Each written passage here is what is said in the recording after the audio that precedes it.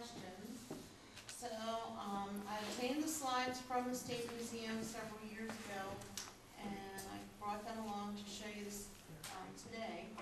The field, there was nothing to indicate that there had even been an Indian village there. But whenever my grandfather would plow the fields around our home, he would always turn up artifacts. And when I was little, he taught me how, to find the artifacts. And sometimes even from the tractor, I'd spot them and we'd have to stop and I'd jump off and grab an arrowhead. And maybe some of you are familiar with Dr. Bowser. He had an extensive collection here in York County. Probably half of the stuff that he had in his collection, I actually found for him. I was his eyes. He'd come up and spend an afternoon with my grandfather and I, and we'd walk the fields, and I'd pick stuff up for him. He called me his eyes. So a lot of things that we found were from, a lot of things in his collection were from my backyard. What the state did is they brought in a bulldozer and they took off about 18 inches of topsoil. At that point, they felt that was enough to get down the actual dirt that would have been there at 200 plus years ago.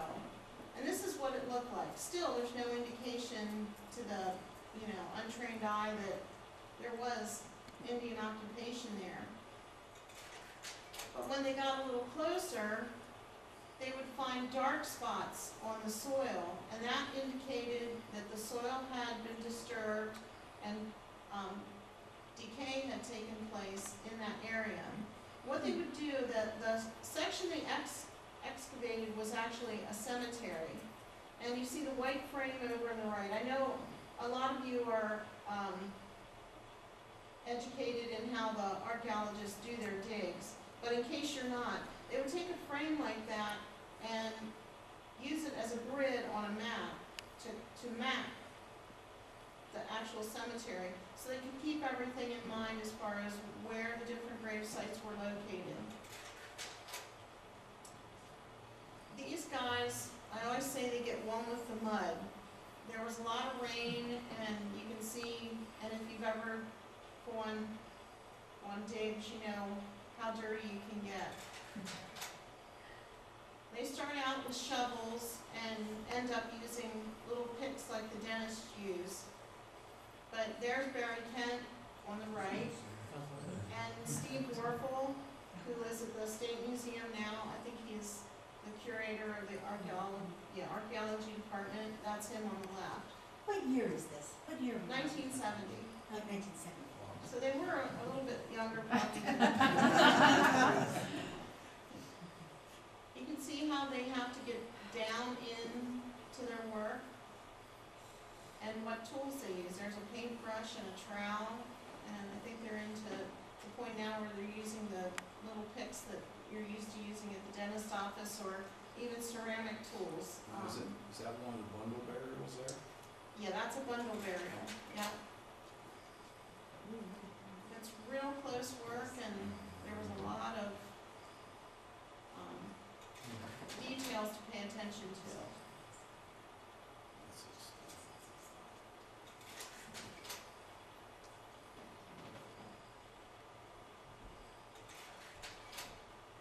Now, this is Steve Warfel. What he would do was, every time a grave was exhumed, every little bone, everything was numbered, placed in a box or a bag. The little beads were placed in a vial. Notes were taken on everything that was exhumed, so that when they got back to the lab, they could do their research and know what grave the items were taken from. This is one of the bundle burials. To my understanding, the Conoy had a carnal house. So what a carnal house is, when somebody would die, they would take you to the carnal house and lay you out until your body decomposed. Then you were bundled all up and placed in a grave. There were two types of graves found at Conoytown. There were the extended burials, which the archaeologists labeled as Shakespearean culture, or the bundle burials, which were the Conoy people.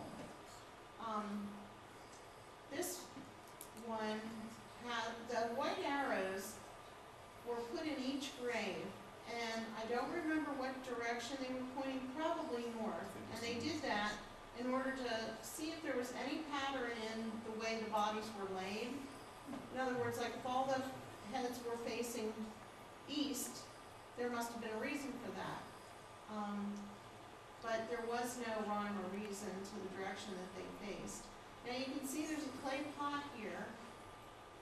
So this probably was an older occupant of the village. In other words, the Susquehannocks were at this village in the 1600s.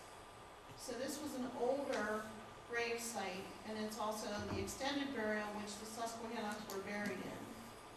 And that's why the clay pot. The clay pots weren't as used as much when the Conoy lived there. The little glass vial at the top held small things that they found in the grave, which may have been, beads, tiny arrowheads, that kind of thing. Now this person, you can see how his spine, this is another extended burial, how his spine is bent. We can imagine maybe as a small child he fell out of a tree and ended up with a curvature of the spine, or maybe as they grew older their spine curved. Once they exhumed the bones and got them back to the lab, they could tell if it was a male or female, how old they were, diseases they may have had, and of course possibly what they died from. This is another extended burial. Another bundle burial.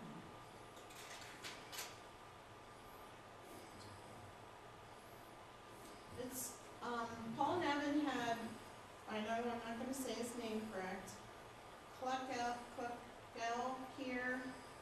Years ago, he was from Mexico, and Paul had me show the slides to him because the people that he was associated with in Mexico also did bundle burials. However, they were placed in clay pots once they were decomposed, where there's no indication, of course, that ours were in clay pots, but it's just interesting to know that, his culture and this culture did the same burial practices. Now, in this grave, there are 3 bodies. And you wonder, I always say the mysteries abound underground because we don't know, were these all members of the family? And at that point, DNA wasn't researched to the extent. Now they could pull those bones out, do DNA research on them and say, hey, these are all one family. So maybe they died at the same time, maybe from an outbreak of smallpox. Maybe they were killed in the Beaver Wars at the same time. There's no way of knowing if they're related at all, or if they were just doing a burial on that day, and those 3 were ready to be buried.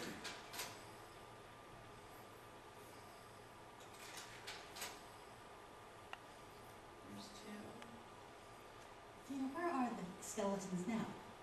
They are in boxes at the State Museum. Okay, so everything we're seeing here, they took all the bones, all the grave goods, and they're all up there. At that categorized up point, in state.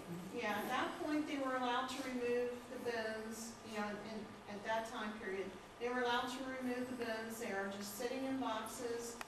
I asked about getting them to repatriate them, and they said I had to have proof that we could find a member of the Conoy tribe or Susquehanna tribe, and he told me, he said that's impossible. And that's why I've contacted Gabriel Tyak.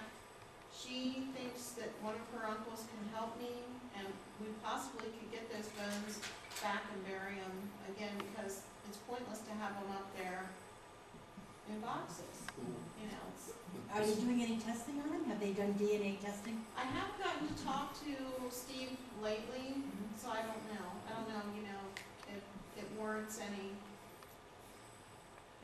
testing at this point, if they, you know, have even considered doing it. I have no idea.